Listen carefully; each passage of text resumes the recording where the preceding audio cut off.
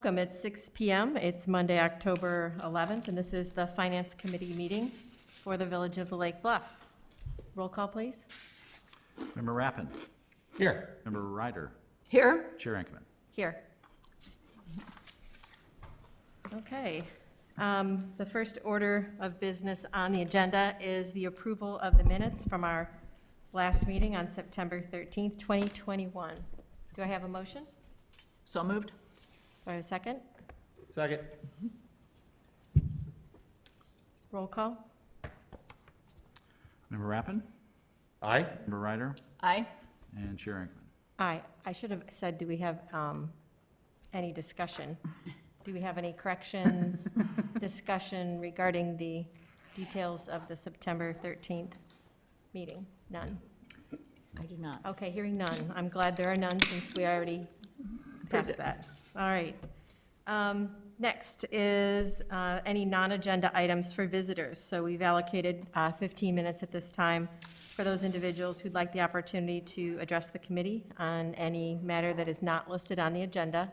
And I don't see anyone in the room. Glenn, do we have anybody, or Drew, do we have anybody online who'd like to address the committee? No. Okay. On to our first business discussion item, which is a discussion regarding the draft of the FY 2021 Comprehensive Annual Financial Report, affectionately called the CAFR, and auditor communications to the board. So Bettina, do you want to tee up our discussion? Sure. So good evening, everyone. Good evening. Good evening. Just to give you a brief overview of the audit process, and then I'll let Martha Trotter from SICH continue on with some overview of the scope of services, highlights of the financial statements, and any GASB updates or reporting that would affect the village. So as far as process is concerned, it went similar to last year. We worked remotely with the auditors, and we were in-house, and we loaded things to their portal and provided them information. I don't know if you all know, but we also do the library audit, so we're involved in those financial statements as well. So that would mean providing any information that's requested from the library, and also kind of facilitating the connection between the two parties and writing MD&A and some of the schedule work for that audit. So we begin with preliminary work back in June and some early field work in mid-June that would have sent you notifications and some questionnaires. Then we process and send information to the actuary to do work on the police pension actuarial, and also the OPEB actuary that becomes part of the numbers and calculations that are used on the statements in the audit. We provide adjusted trial balances, do a lot of the audit schedules and paperwork, and then set up for final field work that happened in mid-July. Continue on with some of the grant and GATA portal work, and then basically get returned schedules and management letters from SICH. And then once that first draft comes through, we work on MD&A and updating the schedules on that, and there's a little bit back and forth with regard to that. And we end up wrapping up the document, and that's a really quick version, and we present it to the village board. So with that brief overview, I'll hand it over to Martha to talk about specifics with regards to the financials. Thanks, Bettina. And thank you all for having me here tonight virtually to present the comprehensive annual financial report for the village for the fiscal year ended April 30th, 2021. As Bettina mentioned, we had initiated our preliminary field work back in June. Final field work and the majority of our testing was completed in July through early August, with the substantial portion of our testing completed by early August. And at that point in time, we worked on preparing the comprehensive annual financial report, which I believe you have in front of you, that I will be reviewing, as well as the board communication information. In addition to those two reports, we also prepared and issued the Imrf allocation report for the village, which presents the allocation of Imrf between the village and the library. And this year we have issued a separate Cipher report, which includes the consolidated year-end financial reporting information that the Illinois GATA requires to be uploaded to their portal. And we are in the process of completing the IDOI reporting for the police pension fund and the comptroller reporting that will be submitted to the Illinois comptroller. So those are the reports that we work on for the village and that are issued as part of the audit process. So today what I wanted to focus on in terms of our discussion is the comprehensive annual financial report. And I believe I have the ability to share my screen, which will hopefully help in guiding through the discussion. So there are just a few key items I wanted to touch point on, which are included in the comprehensive annual financial report. First and foremost, if there is nothing else that you review in these financial statements, I would recommend to read through not just the letter of transmittal, which is the first piece of information included in the report, but beyond the independent auditor's report, the management discussion and analysis, which is included in the financial statements, is a very key piece of information that's prepared by management and provides a lot of contextual information to assist in analyzing and reviewing the financial statements. So I would highly advise, if nothing else, to read through at least the management discussion and analysis. I have up in front of you the independent auditor's report. So the information provided in the independent auditor's report, which is for many people the first and last place they look when reviewing financial statements. The first few paragraphs just discuss the management's responsibility in terms of the financial statements, as well as the auditor's responsibility, which through our testing and procedures, we audit in accordance with government accounting standards. And due to the amount of grant activity, we have also issued an opinion this year in relation to GAGAS. That's related to the requirements by Illinois GATA. I want to call to your attention on the second page of the independent auditor's report, the first paragraph is our opinion. And I am pleased to present a clean, unmodified opinion on the financial statements of the village for the year ended April 30th, 2021. This is the highest level of opinion we can issue. So very pleased to be able to present that today.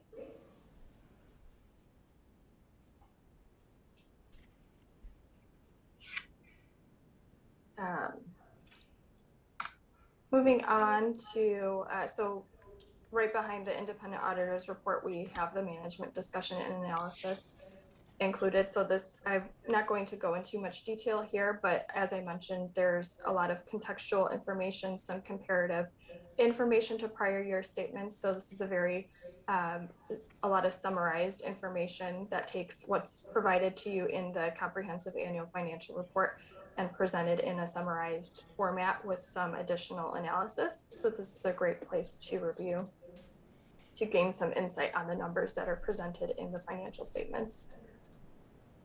The first section of the financial statements, the basic financial statements, we present to you the primary government in total. So this provides to you information on the governmental activities and the business type activities, and then summarizes the total primary government activities. So the governmental activities include on a full accrual basis of accounting, the information of the village for the governmental funds, and the business type activities presents the enterprise funds information. And this is all on a full accrual basis of accounting.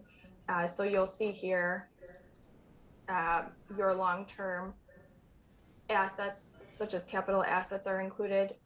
The net pension asset is included within assets here. Deferred outflows and deferred inflows associated with the pension items. So for IMRF, the police pension related and OPEB related deferred outflows and inflows that are calculated as part of the actuarial valuations, which Bettina referred to.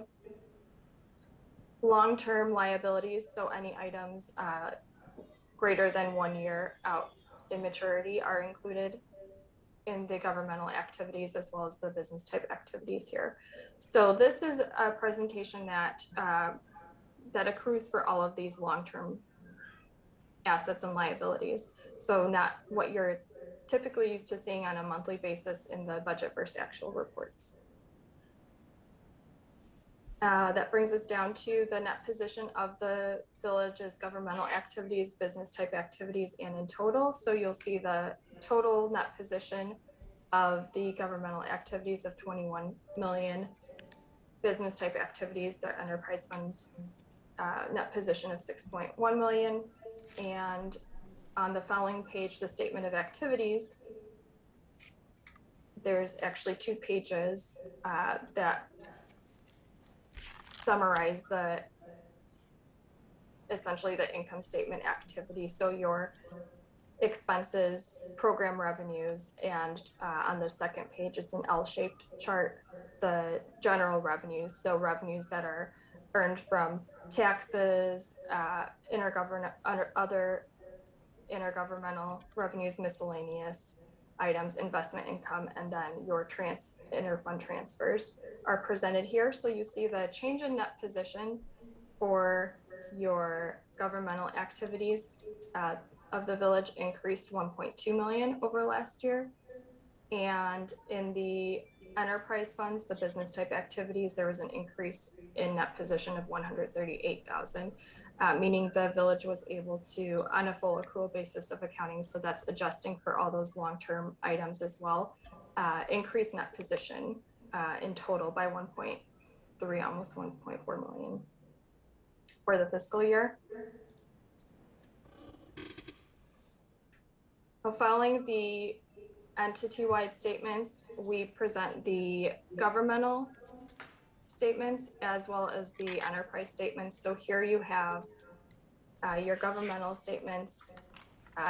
The individual columns are your major governmental funds, and then you have one summarized column for your non-major funds with the detailed information presented in the detailed schedule later in the report. I think a key takeaway here is, so this is your governmental fund balance sheet, and you can see your fund balance by fund and for your non-major funds in total. So your general funds fund balance at April 30th, 2021 is 8.9 million. Total governmental funds fund balance 11.4 million. The statement of revenues, expenditures, and changes in fund balances for governmental funds shows you the changes in your fund balance and what caused that. So you have your revenues, your expenditures, any inter-fund transfer activity, and the resulting change in fund balance,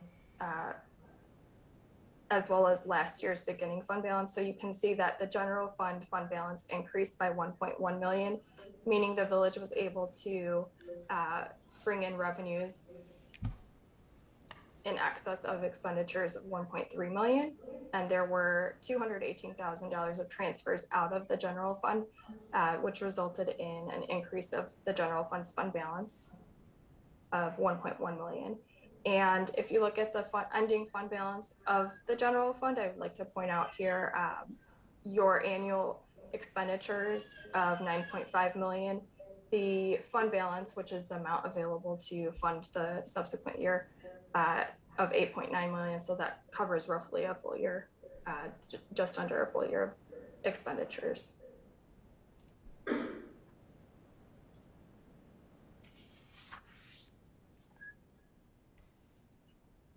The proprietary fund information is presented here in a bit more detail than on the business type activities, but also on a full accrual basis of accounting. So you still have your long-term assets and long-term liabilities included here for your water fund.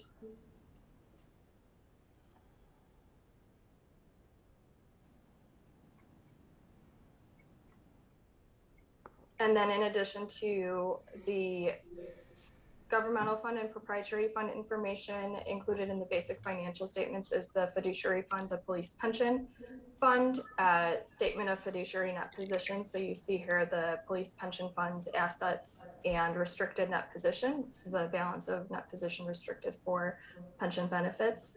And the following page, you'll see the activity for the year on the statement of changes in fiduciary net position, the additions to the fund, as well as the deductions related to the pension benefits and refunds and administrative expenses. You'll see a net increase in the fund of 2.8 million, resulting in an increase in the net position restricted for pension benefits, that 2.8 million for the fiscal year.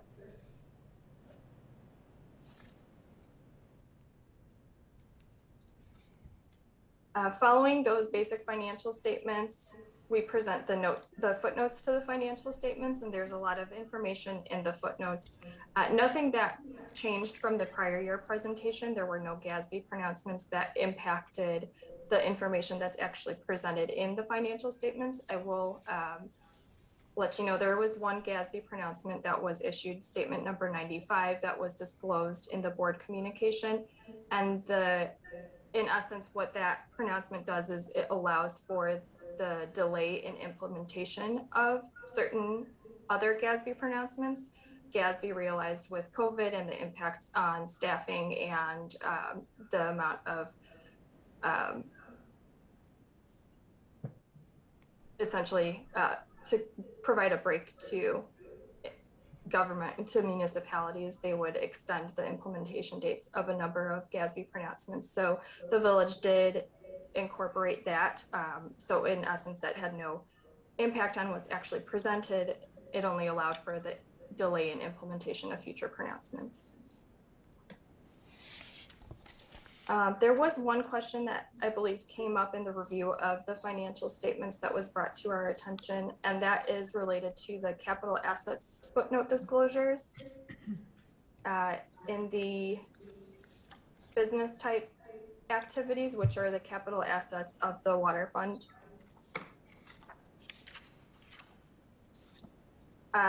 Although the balance is in total. Excuse me, Yes. could you identify what page you're on? Yes, I'm on page 33. Ours is numbered appropriately. Okay, thanks. Let me blow this up. I don't know how well you can see this information. So the beginning balances in total, there is no change. However, there was a change in the categorization of total capital assets being depreciated and total accumulated depreciation. There was an adjustment of roughly $40,000 to both balances. So the net balances did not change, but the individual capital assets being depreciated balance and accumulated depreciation balance were adjusted. And that was to reflect an adjustment to the detail schedules that had been prepared for us. There was fully depreciated assets that had been included on the books that were no longer assets of the village. So in order to clean that up, the beginning balances here were adjusted to correct that and to match up to the detail statements. That did not have an impact on the village's income statement at all. It was just an elimination of fully depreciated assets that had been carrying on the books.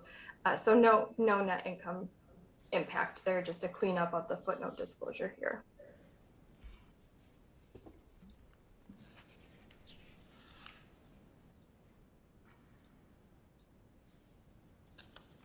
There was one other, in regards to the long-term debt information that's presented in the footnotes.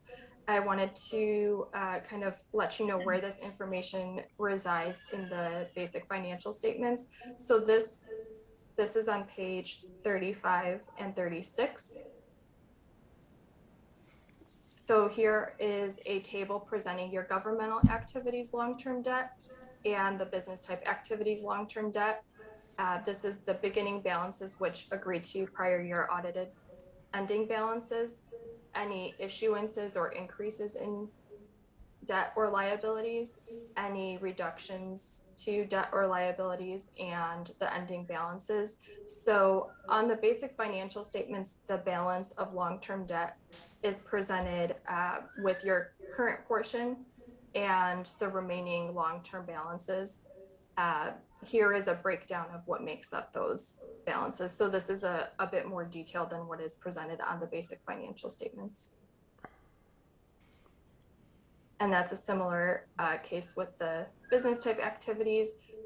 These tables here present the detail level of what makes up the long-term balances that are included on the basic financial statements. With the current portion is the estimated amounts paid to be paid out within a year.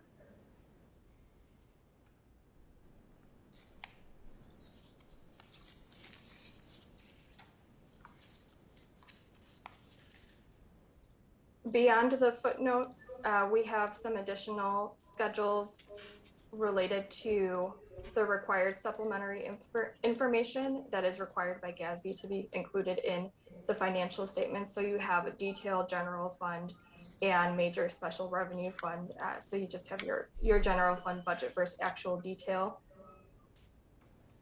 statement, and there is historical information for other post-employment benefit plan, Illinois Municipal Retirement Fund, and police pension fund information. And these schedules are all building up to 10 years of information. Currently, as you see for OPEB, due to when the pronouncement GASB 75 was implemented, there is only 3 years of data through this point in time. For Imrf, there is 6 fiscal years of data relating to when GASB 68 was implemented, and 7 years of information for the police pension fund. So this will be building up to 10 years of information. And following the required supplemental information are additional information that the village chooses to incorporate into its financial statements, which are detailed budget versus actual schedules for each of its funds. This is more of what you're used to seeing on a monthly basis, but on a very detailed level. So you're able to view how for the fiscal year, what the overall budget versus actual comparisons are. And we've included original budget as well as the final amended budget numbers here. And this is for all the village's funds. Are there any specific questions related to the financial statements? There were a couple. Go ahead. I don't know if this is the appropriate time to ask, but I'll go ahead. On page 93 of the PDF, I think it's 93, something caught my eye and then I noticed it throughout.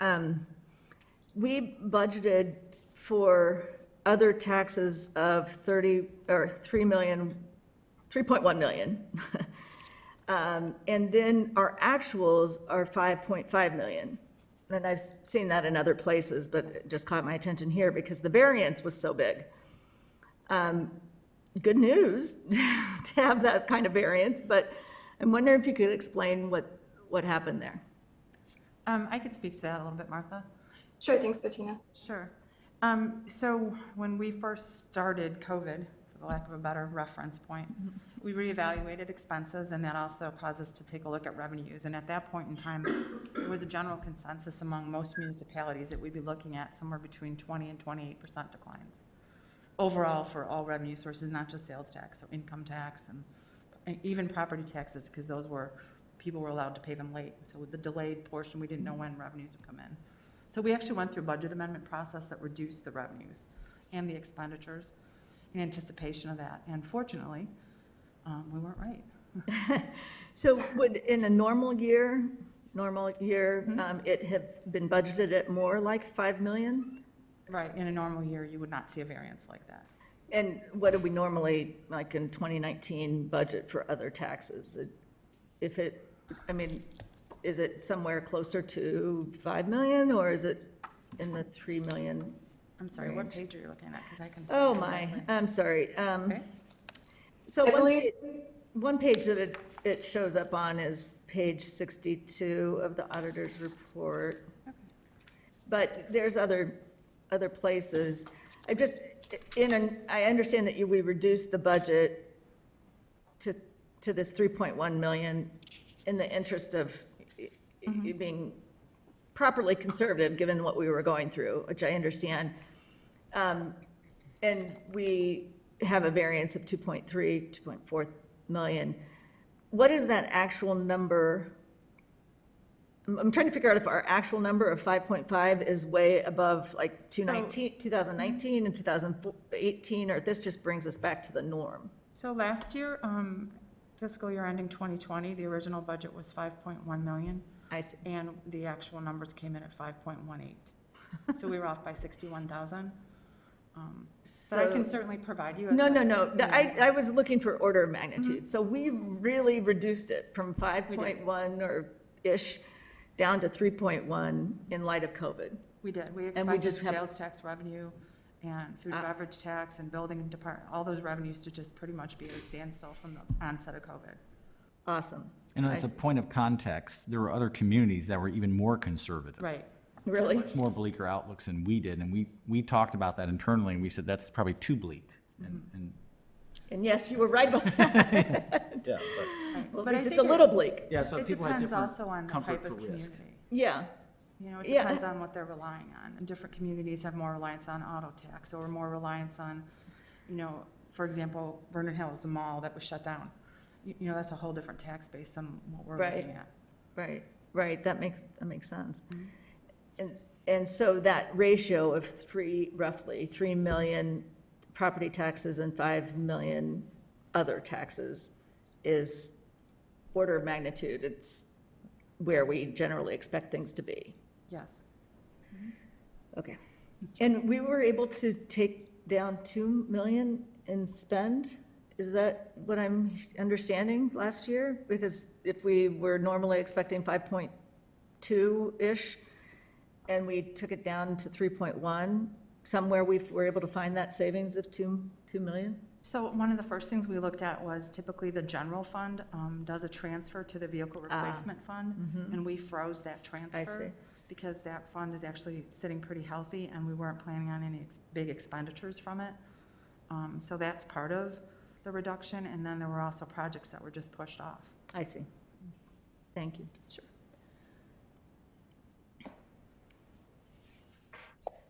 I don't have any questions, I just have observations and things. This is fairly straightforward in a very positive way, right? A great opinion from the auditors, we always like that. Our net position increased overall, we like that. Revenues went up, expenses went down during a challenging COVID year, that's terrific. And our general fund is in a better position than it was a year ago. We know that we have a little bit of a challenge with the police pension, and that's something that we've talked about and we're working on. But to me, and Ms. Trotter, it doesn't sound like there's anything in your mind that is really an outlier relative to past years, that this is fairly consistent, and we're simply in a better position from a trajectory standpoint than previous. Does that sound right? That's correct. And then I wanted to also point out throughout the audit process, as Bettina mentioned, which was remote, we were able to receive all the information on a timely basis. As I had mentioned, we were substantially completed with our remote field work in early August. So given all this is the second year we have done a completely remote audit, but given all the barriers, potentially, we were able to receive all the information we needed and issue on a timely basis and complete all the reporting requirements with the two, as I mentioned, that are in process, the comptroller report and the Department of Insurance report for the police pension fund. I also wondered if you could speak a little bit more about the police pension fund, because I know that has been a concern. We've talked about it at previous meetings, and we'll continue to address it. But the net position has improved. We've had some significant investment income, and I think perhaps that's typical of everyone who took a measuring point about when we did last year compared to this year. So I wondered if you could speak to the police pension at all. Sure. I can call back to the police pension fund statements. That's a very good, I think it's page 17. yes, just need to locate it here. Here it is.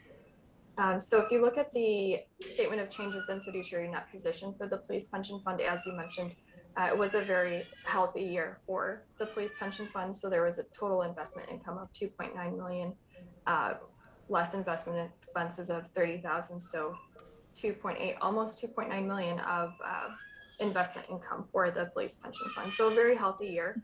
Of course, that all relates to the timing of the measurement. So at April 30th, 2021, pretty healthy investment year, and the investments that the police pension fund is invested in had a great outcome for the year. So that improved, significantly improved the position of the police pension fund. In addition to that, the required supplementary information includes the police pension fund actuarial valuation and the schedule of employer contributions.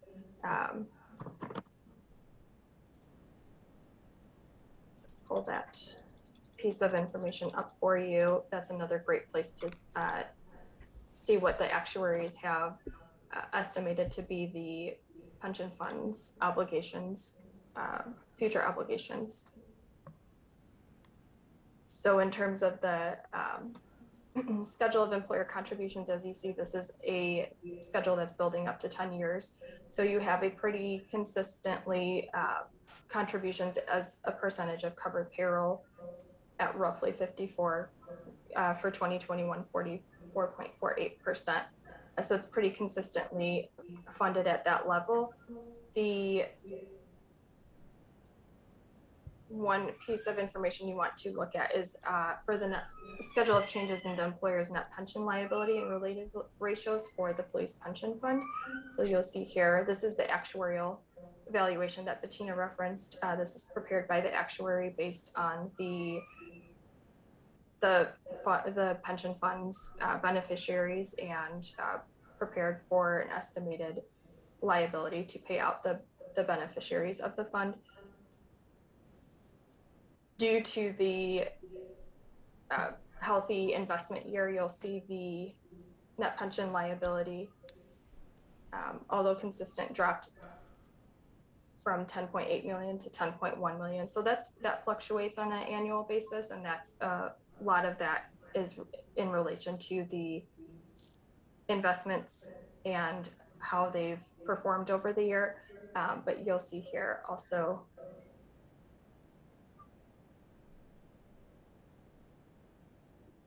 the plan fiduciary net position as a percentage of total pension liability. So the plan is, so this is roughly the funding of the plan that's increased from 48.8% to 56% over 2020. Thank you. One other, a little bit more kind of difficult to mentally get a hold of is the OPEB is what it's referred to, the other post-employment benefits liabilities. And Yes. and on page 63, I see that you're kind of comparing the last 3 years, and it seems like there's some additional, changes that are specifically due to changes in assumptions. And I just wondered if you could speak to that number, because it is a rather big number. Yes, so in 2021, typically the actuary will reevaluate the discount rate that is applied to the OPEB measurement on a pretty, if not annual, every other year basis.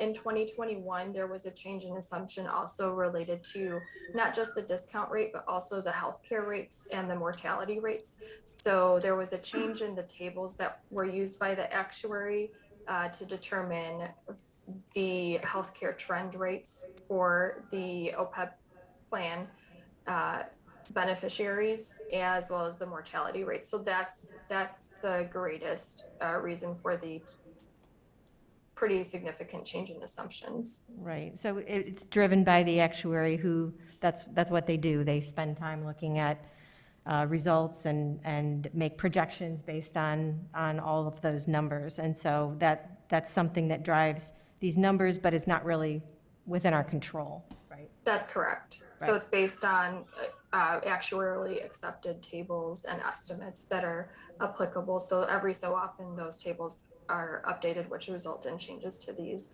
These are all actuarial estimates, but they're based on the data of the actuary who are professionals and well-versed in the calculations that they're making. Well, I've asked some kind of obscure questions on the fly, and I appreciate you being able to answer these questions, and I also appreciate Bettina. I gave her a number of questions before the meeting, and you were very responsive and were able to, address any concerns that I had. So I think it speaks to just the thoroughness of what's before us, and, we're very much in appreciation of all of the detail and of all of the work that you did as an auditor to kind of make us feel like it all makes sense in the bigger context. Do we have anybody else from the board who might like to ask questions or make a comment? I had one general question, Bettina, when it comes to the expenditures. I know we saw a drop this year, and I realize a lot of that is because we moved some monies around from different funds because of COVID, and we wanted to make sure we were covered. So in the next year or two, we'll see those expenditures start to go up a little bit more as we start doing some of those projects we put on hold. We'll start doing those projects again, correct? Okay. Right. And also in budget discussions, we'll resume looking at the transfers to the replacement fund, for example, and determine what those numbers should be based on the schedule and what we're replacing. Okay. So I would assume that, yes, they would go back to normal. Okay, all right, thanks. And to the next level, to the degree the sales tax overperformed, those additional monies it'll be a discussion about transferring those to the capital fund. Any other comments, Regis? Yes, please. My expertise is really not in pension plan financing. So when we say that as of April 2021, we're financed, our net position as a percentage of net liability is 56.43%. How does that compare to where we would want to be? Are you speaking with respect to the pension liability? Yes. Well, I think Bettina can answer this better than I can, but I think the short answer in more lay terms would be, we have a mandate to get to 90% funding by 2040, and we have all these assumptions and models and all of these variables change, who's part of the pot and what their expected mortality is. And then the actuary, based on that, says, in 2040, this is where we need to be, this is where we are now, let's take a chunk of how we need to get there, and this is what you need to fund. Is that, It's true, but Martha, can you speak a little bit to the difference between the percentage of payroll funded number versus the funded number that the state's looking at, that we Right. get from our actuary? Because they're different. We're Yeah. at 65.3% funded with the actuarial evaluation, and the percent of covered payroll is a different number. Sure, yeah.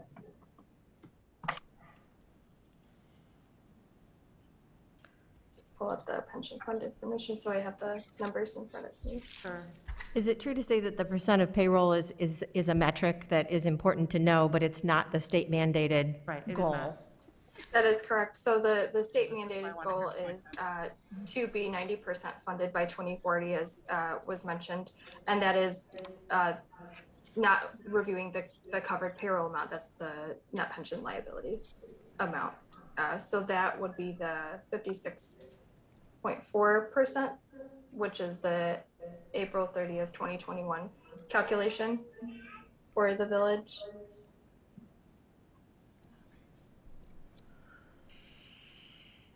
So the 56% is the percentage of covered payroll, right? The 56% is the calculation of the planned fiduciary net position so the village's planned fiduciary net position as a percentage of the total pension liability. Okay. The covered payroll amount is, I believe, slightly lower. Which is still different than the funded ratio that the actuary provided in the reporting. They were at 65.3 versus last year's 57. So there's a lot of different, There is a funding report, I believe, that you might be referring to, Bettina, that is used to calculate the annual contribution rate. right. Right after page So maybe I 3, should and then it goes rephrase my into those question. charts. Because, I mean, fine, 90% in 2040, and today we're at 56% of financing that liability. The question is, where should we be today? Is 56% the right number? Are we below, or are we above? What is the right answer to that? And so what is our goal? The goal is the 2040 date at 90%. It would be good to be at 90%. Right. So, and we will achieve that? We're on a path, and we have laid out a plan with knowing certain assumptions and agreeing upon certain assumptions to get to that finish line. Okay. So in effect, we have made the assumptions, and we're making the necessary steps, and we will achieve that goal. This is definitely a goal the village is chipping away at. Got it? Okay. Thank you.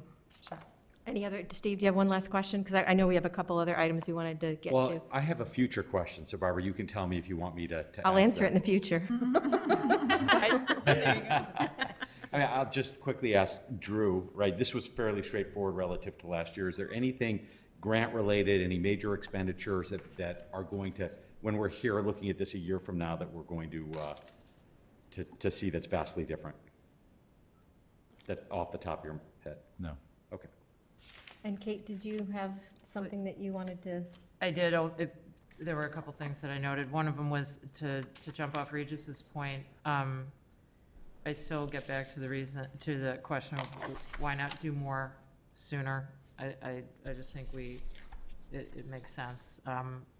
There are a lot of municipalities that are in a much better position, percentages wise. But what I was going to ask you is, did the assumptions take into consideration significant corrections, which we're due for, of 10% or greater in the stock market?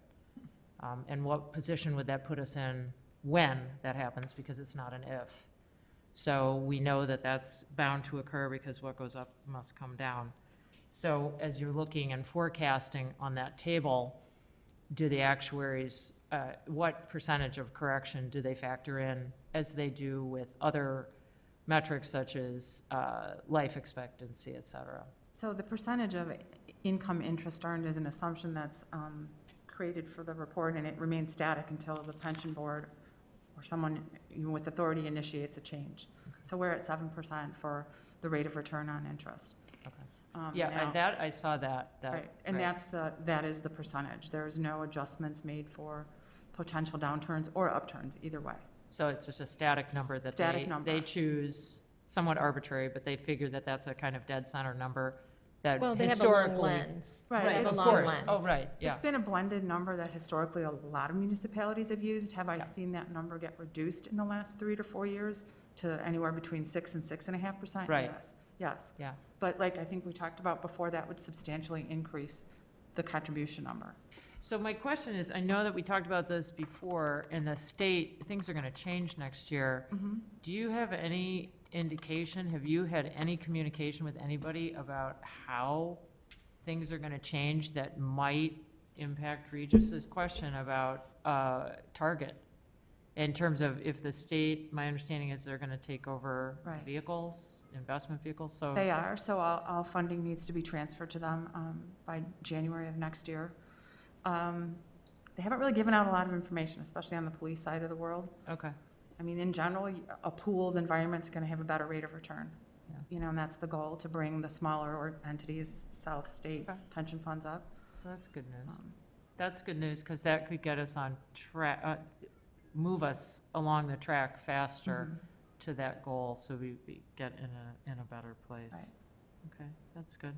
And I noticed also in this that there are some one-time revenues that we're never going to see again. Hopefully, there won't be another pandemic. So CARES Act and things like that, we have to keep in mind when we're looking at these numbers, right? Yeah, just as you've said this repeatedly, I just think it bears repeating. Some of this is anomalous, right? So when you're looking and forecasting for the future, as we all should, Right. look at that. Yeah, okay, good. That's it. Well, thank you so much. At this point in time, if there are no further questions, I would like to again thank Martha Trotter and Sikich for the work that they've done. And I would also like to thank Bettina once again for all the hard work in obtaining this unqualified and highest opinion. Thank you. Thank you. Thank you. Thank you. All right, let's move on to, Chair Ackerman, just Yes. as a matter of closure, what traditionally is done is that the Finance Committee makes a recommendation to the village board about accepting the FY21 Comprehensive Annual Financial Report. yes, do we have a So moved. motion? Thank you. And second. All right, we have a roll call. Member Ryder, Yes. Chair Ackerman, Aye. and Member Rappin. Aye. Thank you for that. All right, next we have a discussion regarding our fee waiver policy. Drew, do you think I can ask you to kind of tee up? Surely. So this has been talked about, I think, as long as I've worked at the village. And we have brought a number of proposals to the Finance Committee, and there hasn't been a consensus to develop a policy. And so what we did is we put together a memo the last time the Finance Committee talked about this, and essentially just rebroadcast the same to you all. And to give you background, there's different ways to do this. I think generally there are communities that do this and set up an administrative process at a certain threshold, and then it would come in from of the village board, or even go to Finance Committee. You can, step it however you want to based off the cost, the actual development fees. There's, I guess, 100 different ways to do this. And we were looking for broad direction if there was an idea. It was just, I guess, very interesting. The last time we talked about this, the idea was the Finance Committee didn't want to see anything, didn't want anybody to even ask for it if it was less than 1,000, which was the opposite of what the previous conversation was. A Finance Committee made up of different members a few years before that was they were looking to find ways to address it administratively to a certain threshold, and then as the dollars got higher, to have it reviewed at higher and higher levels. So we're open to any direction, and we can come back and write this, but have a couple different versions here, and not necessarily sold on either of those, just to start the conversation. Right, well, given that, the board has a lot of new members, it's harder to have the perspective of like, well, just, what are the typical things that we do see? So kind of, we have, the school system may be doing some kind of project and ask for a fee waiver, or the park district may say, we're going to be doing this work, and the impact will be $3,000 if we were to pay this fee, and we're asking for a waiver. So you've got the schools, the parks. We also have some of the area churches will say, we are going to make this improvement, and the impact would be this, $4,000 in fees. We are requesting a waiver. And so there are all sorts of entities that can come forth and say, we've come here before and we've asked for waivers. We're a nonprofit. We benefit a lot of people. We would like to ask for this waiver. And so there's the strategy of saying yes to those requests for those not-for-profit type entities, but then the village is bearing the cost of whatever that is. Sometimes there are a lot of direct costs, and sometimes there are not.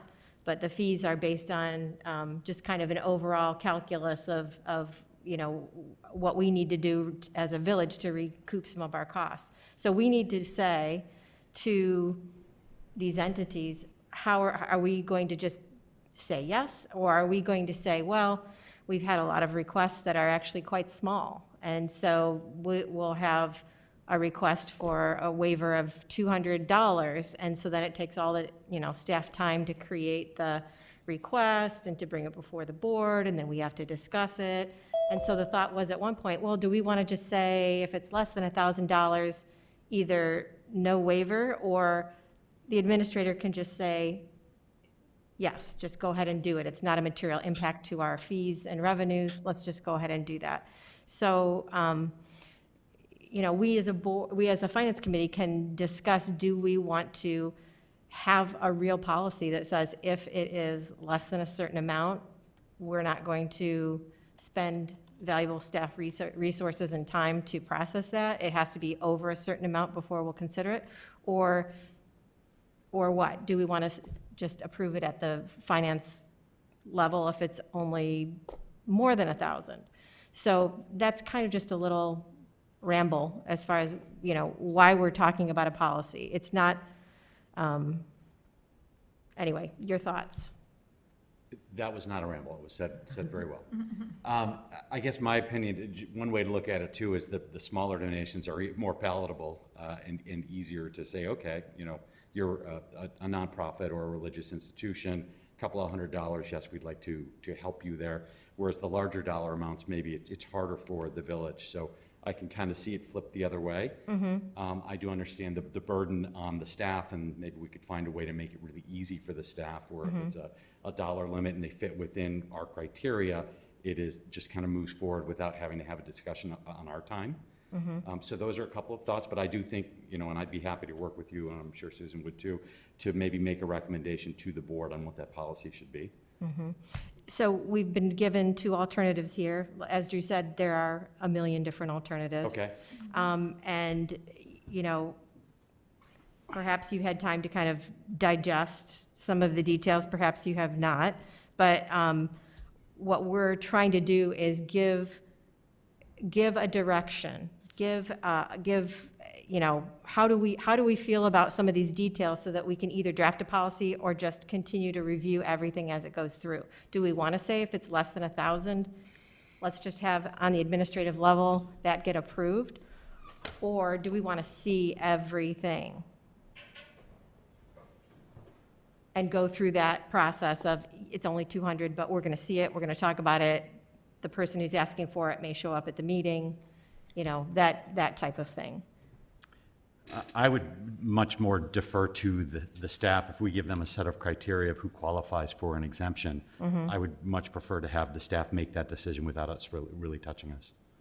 And the threshold of 1,000, how do you feel about that, Susan? I'm interested in understanding a little bit more about the quantity of these that come through. Are we talking about a dozen a year or 200 a year or? Closer to a dozen. And do you know what the dollar amount would be collectively for that? It varies.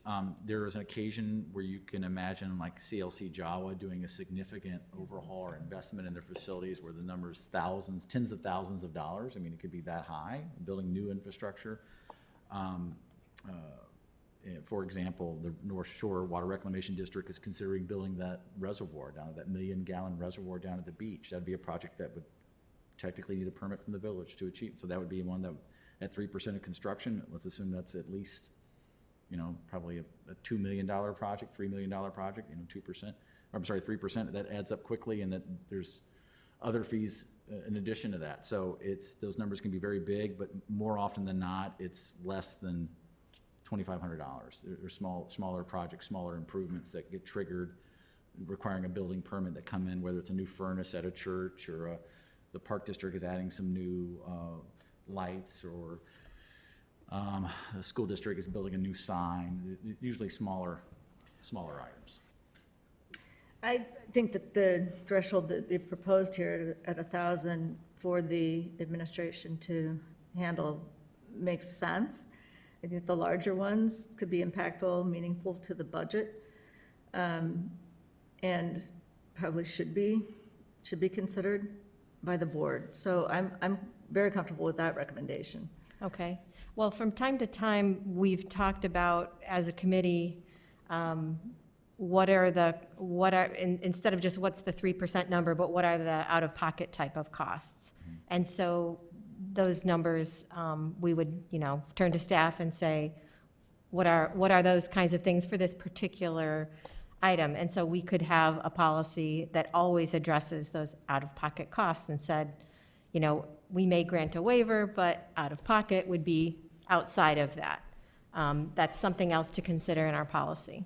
And Drew, could you speak to the out-of-pocket portion?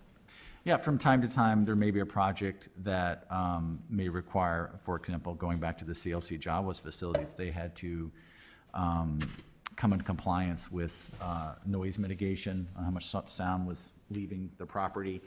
And we don't have an industrial hygienist on staff, so we hired somebody to help review their work. And so there was out-of-pocket cost, hiring that professional to help us review their work and give suggestions. And so historically, as Chair Inkerman pointed out, the village has done those on a pass-through basis. So the village will waive your fees, but you'll be responsible for any out-of-pocket expenses the village may face, and that's an example.